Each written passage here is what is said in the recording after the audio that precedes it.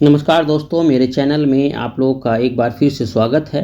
दोस्तों, मैंने पिछली वीडियोस में आप लोगों को बताया कि किस प्रकार जो है अंग्रेज़ों ने भारत में अपने पैर जमाने शुरू किए और कैसे कैसे उन्होंने जो है अपनी कोठियाँ बनानी शुरू की।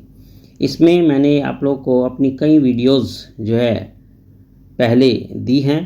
आज मैं आप लोगों को बताऊंगा कि बंगाल में अंग्रेज़ी जो शक्ति का विस्तार हुआ और उसका विकास हुआ वो किस किस तरीके से हुआ, उसकी बहुत खास बातें बताऊंगा जो आपके लिए बहुत लाभकारी सिद्ध होंगी।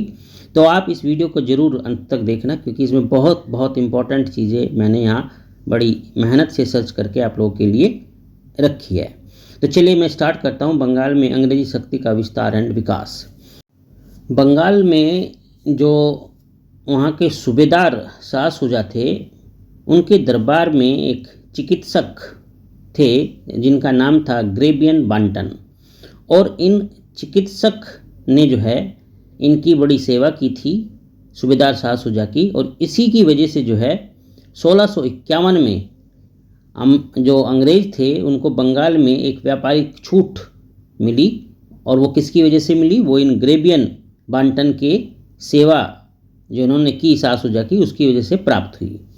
और इसके द्वारा 3000 वार्षिक रुपए, यानी जो 3000 था उन्हें वार्षिक कर देना पड़ता था, और उसके बदले में कंपनी को बंगाल, बिहार, उड़ीसा में मुफ्त व्यापार करने की अनुमति मिल गई थी।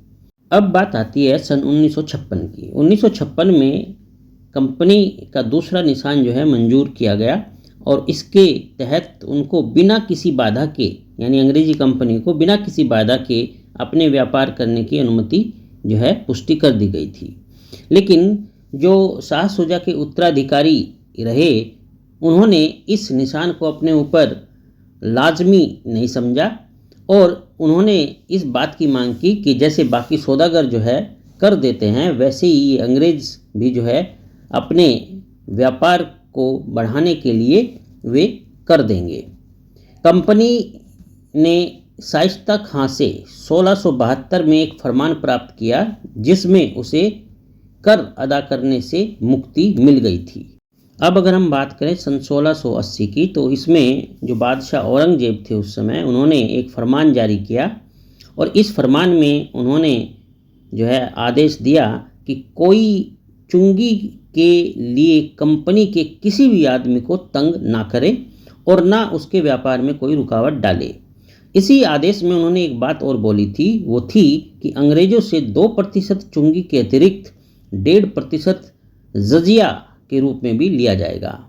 अब कंपनी को जो है ये बात बड़ी खल गई थी, तो कंपनी ने अंत में अपनी शक्ति का जो है प्रयोग करना शुरू कर दिया, और इस शक्ति का प्रयोग उन्होंने अपनी रक्षा करने के लिए जो है जायज़ ठहराया।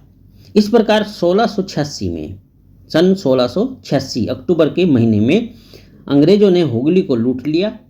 लेकिन हुआ क्या कि जो अंग्रेजी लोग थे उनका भिड़ंत हुई औरंगजेब की सेना से, और वे औरंगजेब की सेना के सामने टिक नहीं पाए और पराजित हो गए, और हुगली से वे भाग खड़े हुए।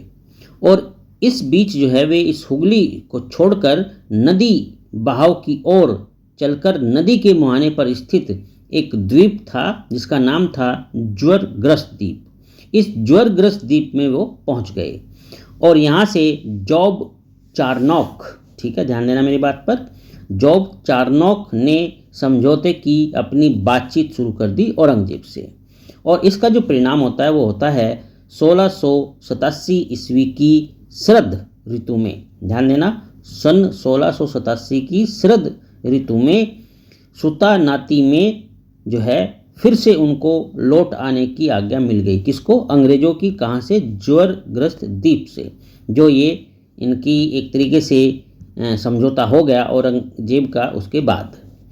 अब जो ये जॉब चारनॉक थे, जॉब चारनॉक ने अगस्त 1690 ईस्वी में सुता नाती में एक अंग्रेजी कोठी की स्थापना की।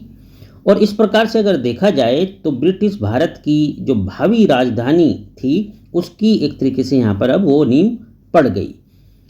इसी प्रकार फरवरी 1691 में बंगाल के सूबेदार शाइस्ता खां के उत्तराधिकारी इब्राहिम खान ने एक फरमान जारी किया जिसके अनुसार अंग्रेज़ों को 3,000 रुपये वार्षिक कर के बदले चुंगी कर की अदाई से मुक्ति मिल गई। इसी कड़ी में जो मैं आगे आपको बताऊंगा कि वर्धमान जिले में एक ज़मींदार थे शोभा सिंह।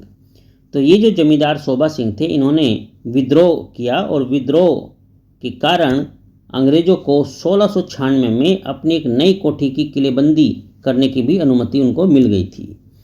तो इस प्रकार से जो है बंगाल के सूबेदार अजीम उस शान ने 1698 ईस्वी में अंग्रेज़ों को सुतानाती, कालिकता और गोविंदपुर, ये 3 गांव की जमींदारी जो है उनको प्रदान कर दी थी और अंग्रेज़ों को मात्र 1200 रुपये जो है इन गांव के मालिकों को देना पड़ता था बदले में। अब इस प्रकार से जो ये किलाबंद व्यावसायिक प्रतिष्ठान बना, इसका नाम रख दिया गया फोर्ट विलियम। ठीक है, क्या रखा गया? Fort William. और ये था इंग्लैंड के सम्राट के सम्मान में ये नाम रखा गया था। सर चार्ल्स आयर इसका पहला प्रेसिडेंट हुआ था। ये ध्यान देने वाली बात है कि कौन हुआ था पहला प्रेसिडेंट? Sir Charles Eyre. अब सन 1700 ईस्वी में ये पहला प्रेसिडेंसी नगर घोषित किया गया। ठीक है, ये बहुत इंपॉर्टेंट पॉइंट है कि इसको पहला प्रेसिडेंसी नगर सन 1700 ईस्वी में घोषित किया गया और सन 1774 से 1911 तक ये भारत, जो ब्रिटिश भारत था, उस ब्रिटिश भारत की राजधानी रहा। कब? 1774 से 1911 तक। ठीक है, तो दोस्तों ये था बंगाल में अंग्रेजी शक्ति का विकास और विस्तार कैसे हुआ और किस तरीके से जो है पहला प्रेसिडेंसी नगर जो है घोषित किया गया और ये जो है कैसे ब्रिटिश भारत की राजधानी बना रहा सन 1911 तक। तो चलिए, अपना ध्यान रखना और बताना कि आपको कैसा लगा, और अगर चैनल सब्सक्राइब नहीं है तो जरूर कर लेना। मुझसे जुड़े रहने के लिए आप लोगों का बहुत बहुत धन्यवाद।